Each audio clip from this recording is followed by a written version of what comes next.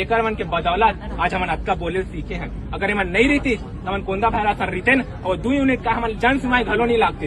ये टूटते मेरे कलेक्टर साइन करती आती बैठती सब लोग समर्थन लेती बिना बताए और तुरते बन जाती। हमारे रायखेड़ा का भूमि नहीं है का जन सुनवाई करे पर जो निहाला है लेगा तो हमें चितावर माता मंदिर में इतना अच्छा हमारा मैदान है भूमि है वहाँ जन सुनवाई कर। रायखेड़ा गांव में इतिहास लिखा है 80 गांव के फैसला रायखेड़ा में हुआ है। आज 80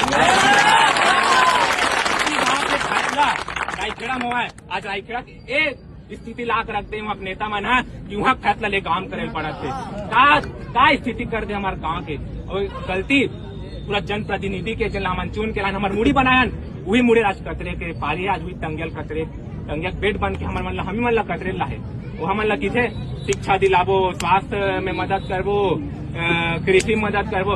अब जब कृषि भूमि नहीं है तो क्या तो घर में कृषि धान बोबो हमन